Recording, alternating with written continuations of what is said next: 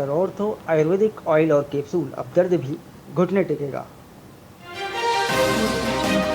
Iran ने middle east के 6 देशों पर हमला किया। अमेरिकी अटैक के जवाब में कार्रवाई। यूएस ने ईरान के 140 ठिकानों पर बम गिराए।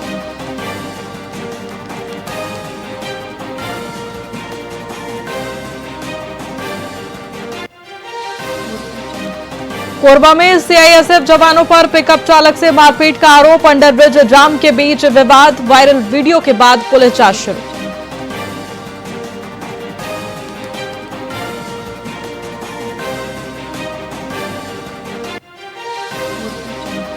कोरबा में होटल के सामने खड़ी स्कॉर्पियो का शीशा तोड़ा। आपसी विवाद में दोस्त ने हमला किया। सीसीटीवी में कैद हुई वारदात। आरोपी गिरफ्तार।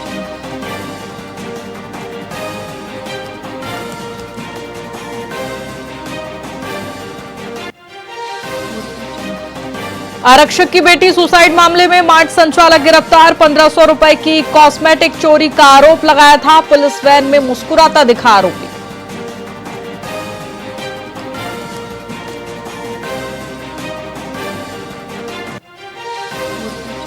पहलगाम में बादल फटा। सड़क बही। उत्तराखंड में लैंडस्लाइड। पाकिस्तान में सूखी हवाओं ने बारिश रोकी। अब प्रशांत सिस्टम से उम्मीद।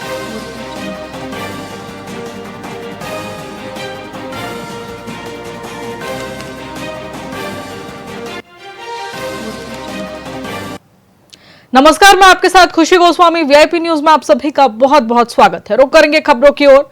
छत्तीसगढ़ के चिरमिरी भरतपुर जिले का अमृतधारा जलप्रपात इन दिनों मानसून के कारण अद्भुत सौंदर्य बिखेर रहा है। लगभग 60 फीट की ऊंचाई से गिरता पानी और चारों ओर हरियाली पर्यटकों को खूब लुभा रही है। छत्तीसगढ़ समेत पड़ोसी राज्यों से भी बड़ी संख्या में लोग प्राकृतिक नजारे का आनंद लेने पहुंच रहे हैं।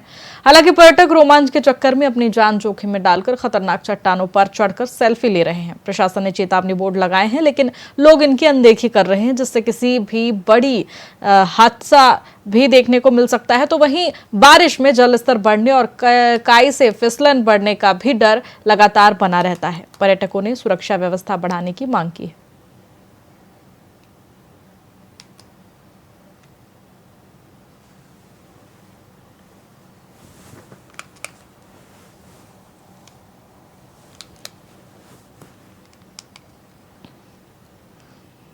छत्तीसगढ़ के एमसीबी जिले के खड़गवान विकासखंड के बर्दर ग्राम में मोर गांव मोर पानी अभियान का शुभारंभ हुआ। स्वास्थ्य मंत्री श्याम बिहारी जायसवाल ने मुख्य अतिथि के रूप में इसमें भाग लिया। विकसित भारत गारंटी फॉर रोजगार एवं आजीविका मिशन ग्रामीण के तहत जन सम्मेलन भी आयोजित किया गया। इस दौरान जल और पर्यावरण संरक्षण का संदेश देते हुए 2000 पौधों का सामूहिक वृक्षारोपण किया गया।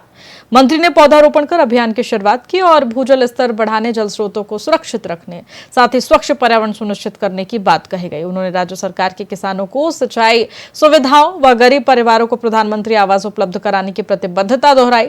तो वहीं रोजगार गारंटी योजना में 125 दिन के रोजगार और 300 रुपए प्रतिदिन मजदूरी की जानकारी दी गई। कार्यक्रम के अंत में मंत्री ने सभी को जल एवं पर्यावरण संरक्षण की शपथ दिलाई।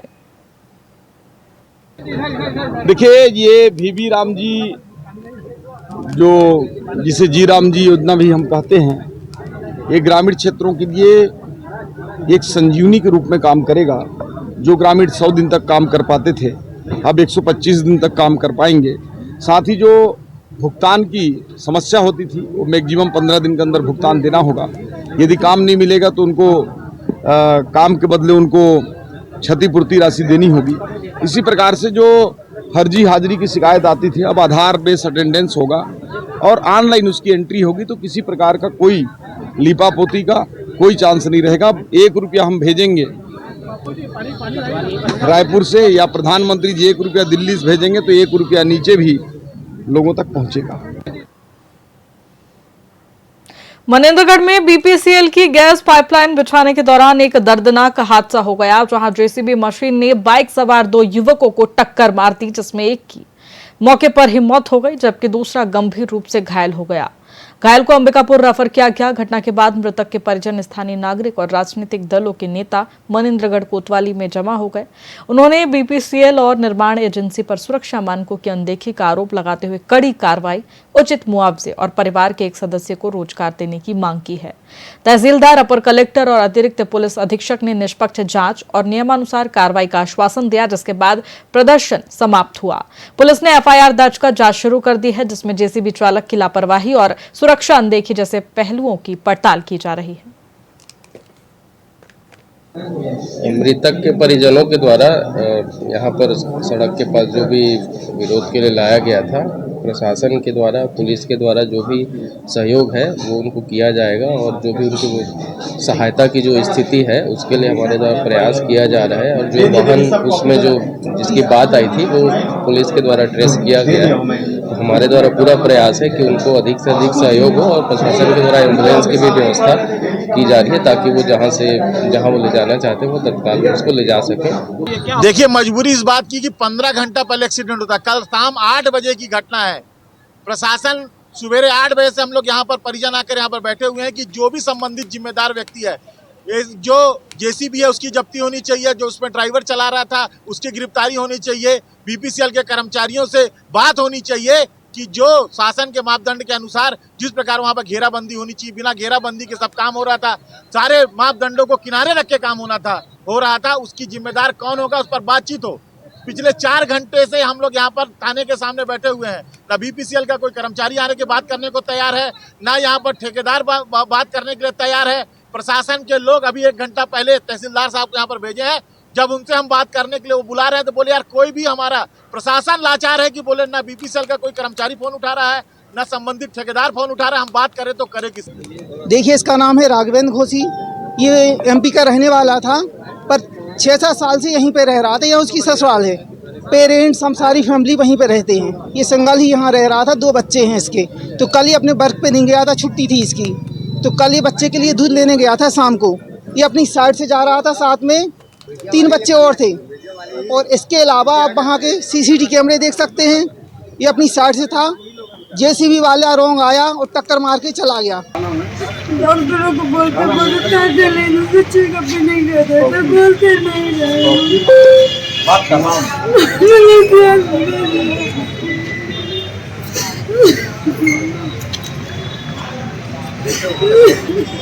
कहाँ काम करते, कहाँ कितने बजे रात को घर से निकले थे? ये निकले तो 6 बजे। मौत के बाद किस तरह से मामला करवाया, परिजनों ने जो प्रदर्शन किया, क्या कुछ बातचीत हुई सर? कैसे इस पूरे मामले का सॉल्व किया? कल एक रात में एक्सीडेंट हुआ था जिसमें युवक की मृत्यु हो गई थी। उनका ये कहना था कि उनको मुआवजा कुछ दिलवाया जाए। हमारे तो ये कहा गया है कि भाई इसमें एक एफआईआर दर्ज कर ली गई है। जो विधिक सहायता राशि शासन की तरफ से निर्धारित है वो भी दिलवा दी जाएगी। इसके साथ में मोटर दावा विकरण है उसके बारे में हमने उनको जानकारी दी है। अगर उसमें उनको किसी भी तरह की असुविधा होती है तो हम उसमें उनकी मदद करने का हमने आश्वासन दिया है। फिर भी उनको ये कहना था कि ठेकेदार की तरफ से कुछ उनको और आर्थिक सहायता भी मिलनी चाहिए। तो हमने ये बताया है कि भाई वो एक मानवतावादी दृष्टिकोण से उस विषय पे बात को रखा जा सकता है, लेकिन ये विधिक अधिकार और कानूनी अधिकार उनका नहीं है। अगर मानवतावादी दृष्टिकोण से अगर कुछ करना चाहे तो उसके लिए हम जरूर पहल करेंगे। मृतक के परिजनों के द्वारा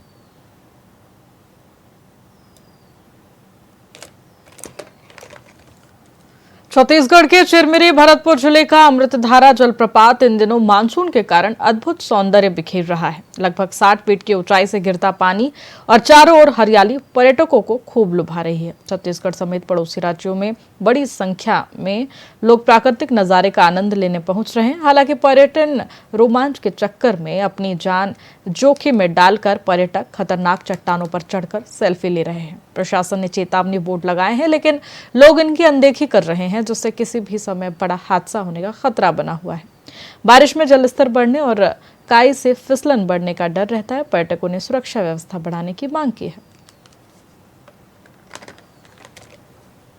मेरे बेटे के दोस्त सब हैं, वो बताए थे हाँ कि आइए घुमाइए, तो उन्हीं लोगों के साथ आए हम लोग घूमने। पहली बार आई? पहली बार आए। क्या कैसा लग रहा है? हमें बहुत अच्छा लगा घूम करके। हम 1-2 घंटे से यहीं पे हैं। हाँ यही सब देख रहे हैं हम, बहुत अच्छा लगा। मतलब यही है कि जो भी हो सुरक्षा मतलब आप लोग यहाँ दें, जो भी जनता आए देखने सुरक्षा रहे और क्या। अमृत धारा बहुत अच्छा जगह है, एक बार घूम कर आ जाना है सर के। फिर मैं आया हूँ, फर्स्ट टाइम है मेरा। मेरे को घूम कर मेरे को बहुत अच्छा लगा है। यहाँ का नज़ारा भी अच्छा है, घूमने लायक अच्छा एरिया भी है, पहाड़ भी है। यहाँ का दूध धारा वाकई में बहुत प्रसिद्ध है, मेरे को बहुत अच्छा लगा। बहुत अच्छा नज़ारा है, प्राकृतिक का मतलब रूप देख के बहुत अच्छा लगता है। यहाँ बहुत सुकून जैसा फील हो रहा है। और हम लोग पांडुपारा से आए हैं। थोड़ा सा सुरक्षा व्यवस्था होना चाहिए सर। जो पीछे देख रहे हैं जो ग्रिल टूट गया है वो अच्छा होना चाहिए, ताकि जो यहाँ देखने आ रहे हैं वो थोड़ा उनको सेफ्टी के तौर पर, ताकि आगे चल के उधर गिरे ना बच्चे या कोई भी यहाँ बुजुर्ग कितने लगा आप देख रहे हैं कि आ रहे हैं, तो लोग के लिए सेफ्टी थोड़ा सा होना चाहिए। सरगुजा संभाग का एक शानदार जलप्रपात है जो घने फॉरेस्ट के बीच में हसदेव नदी पर बना हुआ जलप्रपात है, और भविष्य में वो एक बहुत अच्छे इको टूरिज्म के हिसाब से उसका बढ़ावा और उसका ग्रोथ हो रहा है। अभी जैसे कि आपके माध्यम से मुझे सूचना मिला कि वहाँ का फुटफॉल जो यूपी से एमपी से लोग आ रहे हैं, और भविष्य में भी वहाँ पर इस तरह की सुविधाएं उपलब्ध कराई जाएंगी कि और ज़्यादा टूरिस्ट वहाँ पर आएँ और प्रकृति का आनंद लेंगे। सुरक्षा व्यवस्था को लेकर सर किस सुरक्षा व्यवस्था में भी हम बेहतर करेंगे, और चूंकि आप जान रहे हैं कि कोई भी जलप्रपात है वो जलप्रपात में जब लोग जाते हैं तो एक प्रकृति से अपने आप को कनेक्ट भी पाते हैं। दूसरा, हर जो व्यक्ति है वो एडवेंचर भी सीख करता है, तो वो जो टूरिस्ट आ रहे हैं वो भी सुरक्षा का ध्यान रखेंगे। सबसे ये अपील है। मेरे